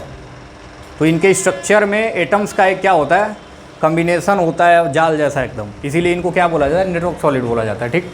जैसे इसका एग्जांपल अगर देखा जाए तो डायमंड है हमारे पास, डायमंड है, ग्रेफाइट है, ठीक है। अच्छा एक बात बताओ, डायमंड में कार्बन, एक कार्बन कितने कार्बन से जुड़ा होता है, डायमंड के अंदर एक कार्बन कितने कार्बन से जुड़ा होता है, कौन बोला 5, खड़ा हो जा, खड़ा हो जा, 5 कौन बोला है, तू खड़ो जाओ, खड़ो जाओ, नहीं खड़ो जाओ, अरे डरता क्या, मारेंगे थोड़ी। अच्छा बताओ कार्बन की वैलेंसी कितनी होती है, 4 होती है, तो 5 कैसे जुड़ जाएगा यार, बताओ। डायमंड के अंदर एक कार्बन 4 कार्बन से होता है, ठीक है। और ग्रेफाइट में, ग्रेफाइट में 9, ले ये तो तुमसे भी मान निकली। 26 जनवरी, अगस्त आने वाला ना, 15 अगस्त को तुम दोनों को, इसको छोटा सा भारत रत्न दिया जाएगा, उसको बड़ा सा भारत रत्न दिया जाएगा। अरे यार ग्रेफाइट में देखो कार्बन की वैलेंसी 4 होती है यार, 4 से ज़्यादा कैसे बनाएगा। डायमंड के अंदर एक कार्बन 4 कार्बन से जुड़ा होता है, ठीक। इसी के वजह से क्या होता है, वो अब तक का हार्डेस्ट नोन सब्सटेंस है। 4 कोवैलेंट बॉन्ड उसके अंदर प्रेजेंट होते हैं, 4 कोवैलेंट बॉन्ड, जिसको तोड़ना, और केवल 4 नहीं, पूरा उनका नेटवर्क बना हुआ है, पूरा उनका क्या बना हुआ है, नेटवर्क बना हुआ है।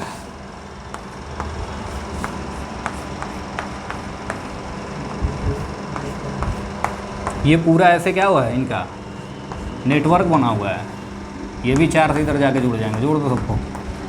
तो इनको तोड़ना क्या होता है, बहुत मुश्किल होता है, समझे। हालांकि इनको तोड़ा क्या जाए, पत्थर उत्थर काटने में इसका काम आता है। पत्थर उत्थर जो हम लोग काटते हैं ना, मार्बल कटर के फॉर्म में यूज करते हैं डायमंड का। सोचो हीरा से पत्थर काटते हैं, हम लोग को इधर हीरा देखने को मिलता नहीं, उधर सरकार पत्थर काट रही है। कैसा समय आ गया है, नेता बन जाओ तुम लोग, मंत्री बन जाओ, घर का छत कटवाना हीरा से, ठीक। ग्रेफाइट क्या होता है यार, ग्रेफाइट में एक कार्बन कितने कार्बन से जुड़ा होता है, बॉन्डेड विथ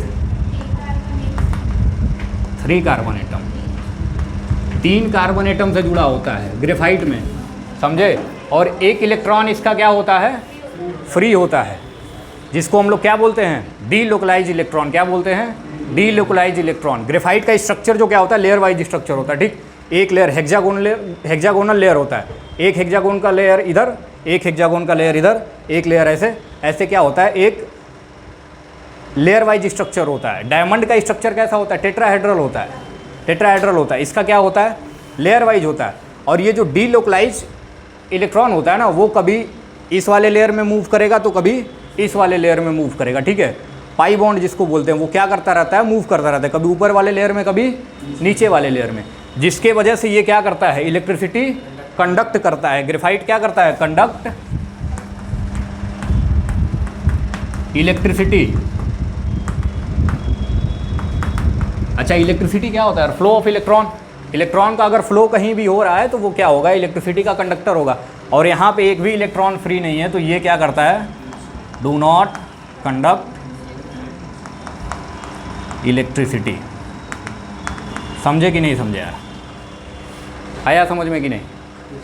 अब देखो बात होता है कि अगर कंस्टिट्यूएंट्स हमने क्या लिया, एटम लिया है, तो ये सब क्या है, कार्बन के एटम हैं। लेकिन ऐसा भी सॉलिड होता है जिसमें कॉन्स्टिट्यूएंट्स क्या होते हैं, मॉलिक्यूल्स होते हैं, लेकिन वो किस सॉलिड के अंदर आता है, कोवैलेंट सॉलिड के अंदर आता है। जैसे SiO2, सिलिका कार्बाइड, SiS, ये सब क्या हैं, इनके कॉन्स्टिट्यूएंट्स पार्टिकल्स क्या होते हैं, मॉलिक्यूल्स होते हैं, लेकिन फिर भी ये क्या होते हैं, कोवैलेंट के अंदर आते हैं, क्योंकि ये भी एक नेटवर्क बना लेते हैं, ठीक। ये हो गया, ये लिखो, इतना जल्दी लिखो।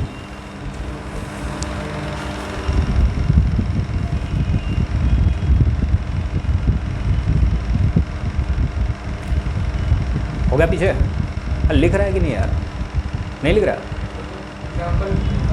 बस एग्जाम्पल इधर इधर देखें। ये डायरी ले लिया LIC वाला जीवन के साथ डालमिया सीमेंट। ये सब छोड़ दे रहे हो यार, इतना ही लिखे हो, छोड़े कहाँ हो? ये जो बाकी इतना लिखवा रहे हैं सब छोड़े कहाँ हो? अरे यार एक पॉइंट भी छोड़ो मत यार। तुम लोग को क्या लग रहा है कि ये जो किताब में लिखा हुआ वहाँ से क्वेश्चन आएगा? ऐसा अंदर अंदर से खोद खोद के क्वेश्चन निकालते हैं वो सब ना। सारा लिखना जरूरी है। घर पे जाना देख के ऐप में हो ना, देख के छाप लेना सब। किताब से ही पढ़ के यार कंपटीशन निकलना होता तो फिर हम लोग को पैसा कहाँ है कोई देता है, समझ रहे हो? किताब आदमी रट्टा मार के जाओ, NCERT नीट निकालो, JEE निकालो, CUT निकालो, DUM पढ़ो, ऐसा नहीं होता है। आपको पढ़ना पड़ेगा, अंदर से समझना पड़ेगा उसको। ठीक है बेटा, मिटा दे इसको।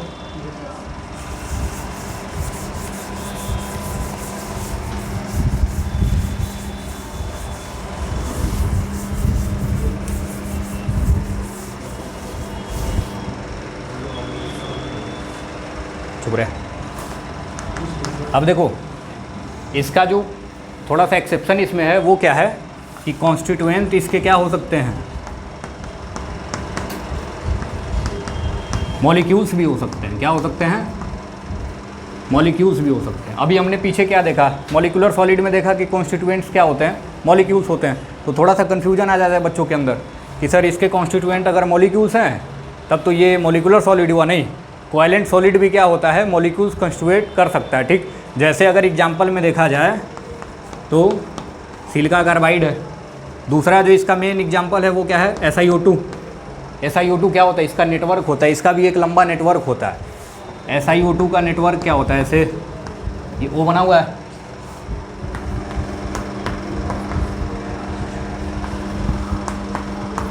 ऐसे ही क्या होगा, एक लंबा चौड़ा सा नेटवर्क होगा। देखो ऑक्सीजन क्या है, ये 2 से जुड़ा हुआ है, ये ऑक्सीजन भी 2 से जुड़ा हुआ है, सारा कुछ ठीक है। ठीक है, तो ये एक नेटवर्क फॉर्म करता है, इसलिए ये किसके कैटेगरी में आ जाता है, कोवैलेंट के कैटेगरी में आ जाता है। ठीक है, अच्छा एक बात बताओ, इसके अंदर बॉन्ड अट्रैक्शन कैसा होगा, force of attraction. Covalent solid में फोर्स ऑफ अट्रैक्शन कैसा होता है,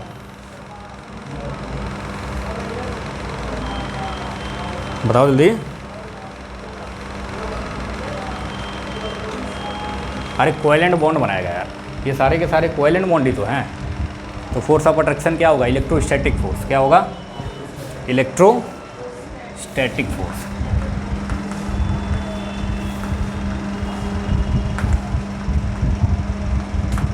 चलो हो गया।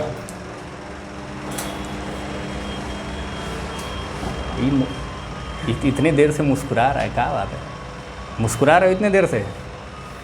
हाँ, नाम क्या है तुम्हारा? गौरव।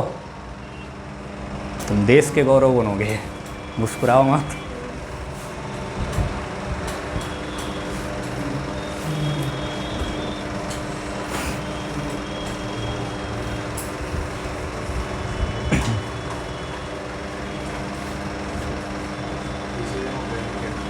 क्या लग रही है? अच्छा गर्मी लग रही है, बात मत करना लेकिन जाओ। नहीं तो पता है आज तुम लोग का पहला दिन है, ठीक है, तो आज तुम लोगों को हम छोड़ दे रहे हैं। नहीं तो कितने भागे हैं यहाँ से पूछना जाके उधर, मिटा दें यार। चलो नेक्स्ट, इसमें जो तीसरे टाइप का है वो क्या है, आयनिक सॉलिड। क्या होता है, आयनिक सॉलिड।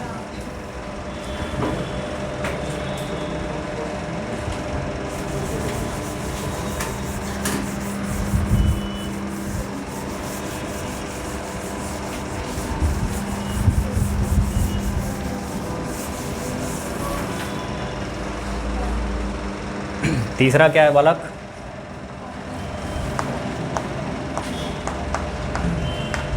आयनिक सॉलिड। ठीक है,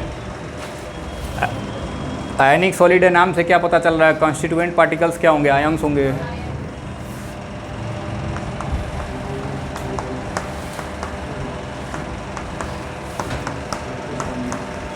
आयन्स होंगे, ठीक है।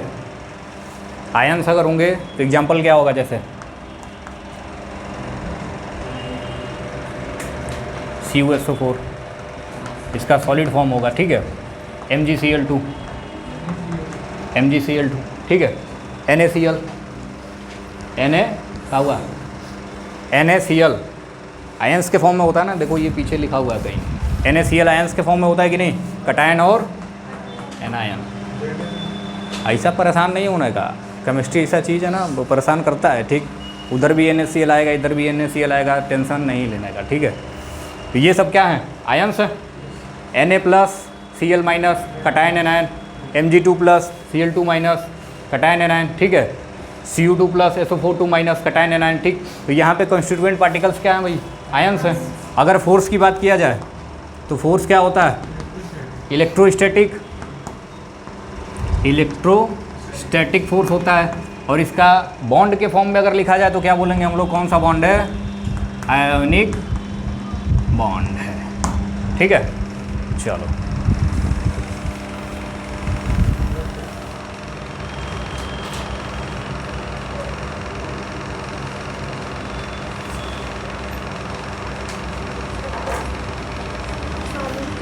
हो गया, लिख लिए।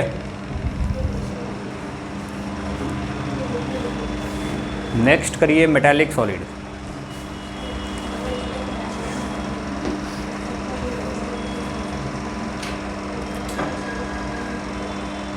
काहे बात कर रहे हो, कोई परेशानी है, समझ नहीं आ रहा है तो हमसे पूछो ना यार, आपसे हम बतिया रहे हो।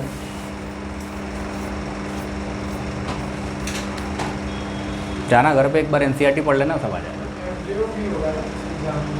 सॉलिड फॉर्म में नहीं होता है यार, MgO सॉलिड फॉर्म में नहीं होता है। MgO दिया हुआ है कहीं, कहीं कहाँ दिया हुआ है, MgO2 दिया होगा, MgO2 होता है, MgO नहीं होता है, ठीक है बेटा। अब लास्ट वाला क्या है हमारा, मेटालिक सॉलिड।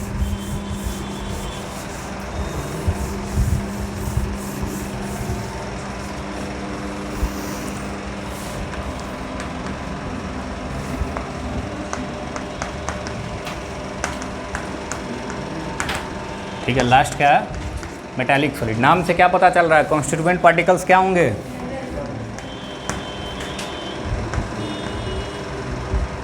मेटल के एटम होंगे, मेटल्स एटम, ठीक है। मेटल के क्या होंगे, एटम होंगे, ठीक। अगर फोर्स की बात किया जाए, फोर्स कौन सा होगा बताओ जरा, फोर्स कौन सा होगा, इलेक्ट्रोस्टैटिक ही होगा लेकिन स्ट्रॉन्ग होगा, strong electrostatic force between colonel's and core electron, ठीक है। जिसको हम लोग क्या बोलते हैं, मेटालिक बॉन्ड भी बोलते हैं। क्या बोलते हैं, मेटालिक बॉन्ड। अगर बॉन्ड के बारे में बात किया जाए तो कौन सा बॉन्ड बनाता है, मेटालिक बॉन्ड बनाता है, ठीक है। अब ये देखो इलेक्ट्रोस्टैटिक फोर्स है, लेकिन कहाँ एक्ट कर रहा है, कोर इलेक्ट्रॉन और कर्नल्स के बीच में। ये कर्नल और कोर क्या होते हैं यार, पता है किसी को, कर्नल क्या होता है, कर्नल। अगर इसका एग्जाम्पल देखा जाए, बता रहे हैं अभी, एग्जाम्पल देखा जाए तो जैसे Fe का सॉलिड है, आयरन का सॉलिड, मेटालिक बॉन्ड बनाता है, मेटालिक सॉलिड है। जिंक का सॉलिड है, ये इसके क्या हैं, एग्जाम्पल हैं। सोडियम का सॉलिड है, ठीक है। अब होता क्या है, थोड़ा सा इसमें ये सोडियम वाला ना आता इसी के अंदर है, लेकिन एक्सेप्शन बस ये आ जाता है कि यार मेटालिक सॉलिड जो होते हैं ना वो बहुत हार्ड होते हैं, इनको काटना बहुत मुश्किल होता है। लेकिन सोडियम क्या आ जाता है, सॉफ्ट आ जाता है। सोडियम, पोटेशियम ये सब क्या होते हैं, सॉफ्ट होते हैं ना। इसको केरोसिन के अंदर रखा जाता है, क्यों रखा जाता है, मॉइस्चर से रिएक्ट करके क्या करता है, ब्लास्ट कर जाता है। इसीलिए इसको क्या करते हैं, केरोसिन के अंदर रखते हैं। जैसे ही एटमॉस्फेयर के कांटेक्ट में आएगा बर्न कर जाएगा, इसके साथ जो हाइड्रोजन गैस रहेगी वो भी बर्न करने लगेगी, ठीक है। इसीलिए इसको केरोसिन के अंदर रखा जाता है। तो हालांकि जनरली हम लोग पढ़ते हैं कि मेटालिक सॉलिड होते हैं ना बहुत हार्ड होते हैं, लेकिन सोडियम क्या है, सॉफ्ट होता है उसमें, ठीक है। सोडियम क्या होता है, सॉफ्ट होता है। अब बात करते हैं हम लोग किसकी, कर्नल और कोर इलेक्ट्रॉन की।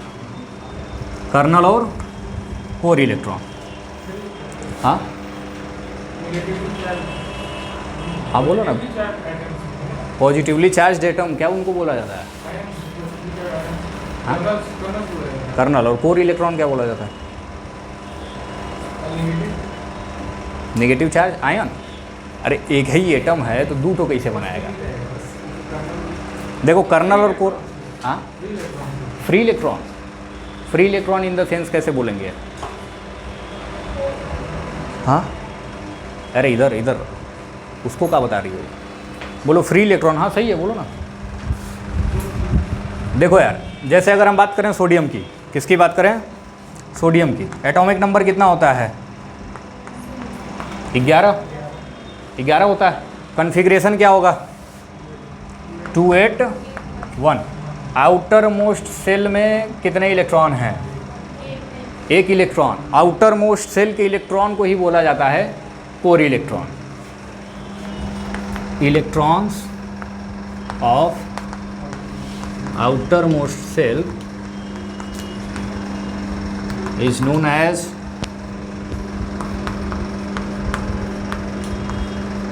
core electron।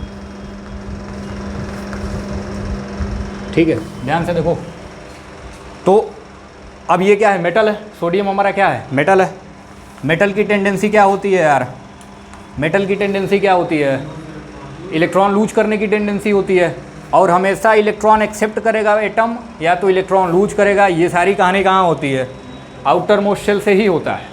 इनर मोस्ट वाला सेल कभी भी पार्टिसिपेट नहीं करता है ट्रांसफ़र या शेयरिंग ऑफ इलेक्ट्रॉन में। जो भी इलेक्ट्रॉन का शेयरिंग वगैरह होता है वो कौन करता है? आउटर मोस्ट सेल वाला ही करेगा। तो यहाँ पे इसके आउटर मोस्ट सेल में एक ही इलेक्ट्रॉन है जिसको हम लोग कोर इलेक्ट्रॉन बोल रहे हैं। ये क्या कर देगा? लूज कर देगा। तो जब ये एक इलेक्ट्रॉन लूज करेगा तो ये क्या बनाएगा? Na+ प्लस एक इलेक्ट्रॉन इसने क्या कर दिया? लूज कर दिया। अब ये इलेक्ट्रॉन क्या है? हमारा कोर इलेक्ट्रॉन है। अब इसके पास कितने इलेक्ट्रॉन बचे? 2 और 8, 10 इलेक्ट्रॉन बचे और एक पॉजिटिव न्यूक्लियस बचा। ठीक है, तो atom with remaining electrons and positive nucleus is known as kernel. समझे? पॉजिटिव न्यूक्लियस बचा कि नहीं इसके पास? अरे भाई न्यूक्लियस पे पॉजिटिव चार्ज आ गया तो पॉजिटिव न्यूक्लियस हुआ, और बाकी कितने इलेक्ट्रॉन बचे हैं? 10। तो इस 10 इलेक्ट्रॉन और इस पॉजिटिव न्यूक्लियस को लेके जो एटम है उसको हम लोग क्या बोलेंगे? कर्नल। और ये हमारा क्या हुआ? Core electron. समझ आ रहा है? कुछ हो रहा है ये।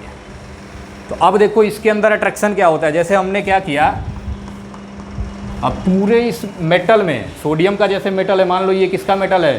सोडियम का मेटल है। तो इसके अंदर क्या होगा? ऐसे ऐसे सोडियम होंगे। ये सारे क्या हैं?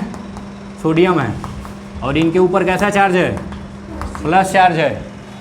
और इधर उधर इनके बीच में क्या है? कोर इलेक्ट्रॉन है ऐसे। ठीक है, तो अब ये देखो पॉजिटिव चार्ज, ये नेगेटिव चार्ज, इनके बीच में एक अट्रैक्शन फोर्स लगेगा। इसी को हम लोग क्या बोलते हैं? मेटालिक बॉन्ड बोलते हैं। ठीक, इसी को क्या बोला जाता है? मेटालिक बॉन्ड बोला जाता है। नोट कर लो। हाँ हट, कितने बजे आए? अरे 1 बजे तो हम आए थे यार। 2:30 बज गया? 2:30 बज गया यार। ठीक है, छुट्टी कर देना चाहिए तुम लोगों का। तो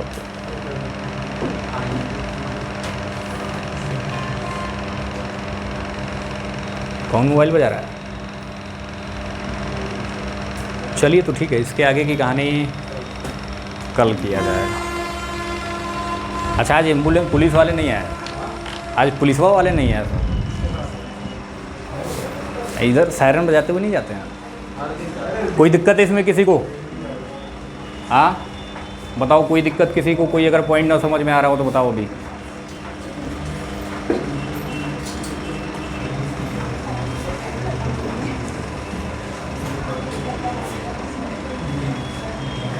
क्या भाई?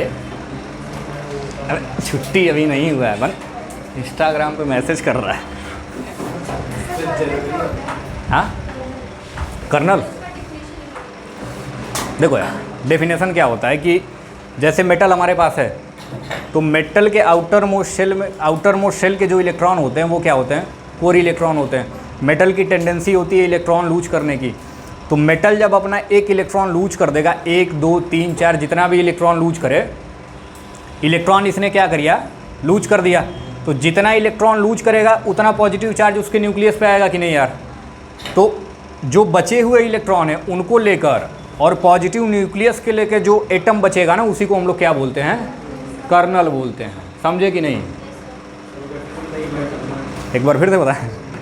देखो मान लो हमारे पास क्या है, सोडियम है, ये हमारा क्या है, सोडियम है, ठीक है। अब देखो ध्यान से, इसका सबसे अंदर वाला जो सेल है इसमें कितने इलेक्ट्रॉन है, 2 इलेक्ट्रॉन है। इसके बाहर वाला जो सेल है इसमें कितने इलेक्ट्रॉन है, 8।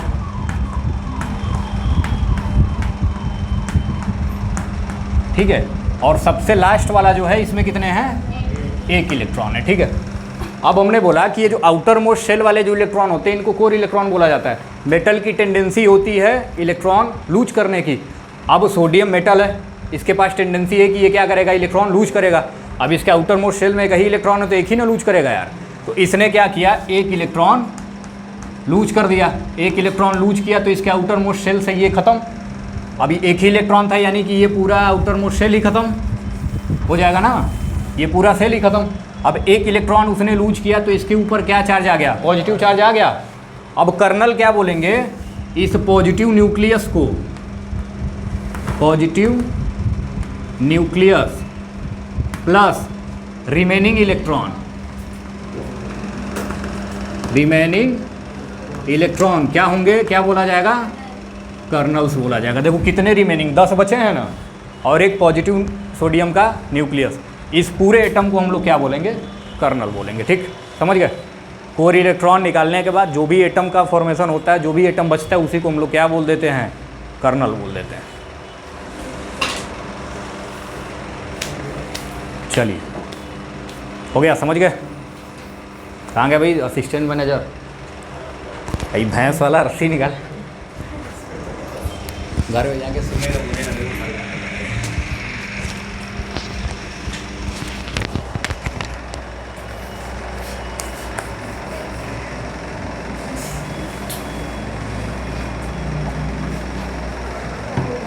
चलिए, कल क्या करिएगा, पढ़ के आइएगा इस चैप्टर को, ठीक है। कल क्या पढ़ना है हम लोग को, क्रिस्टल लैटिस पढ़ना है, यूनिट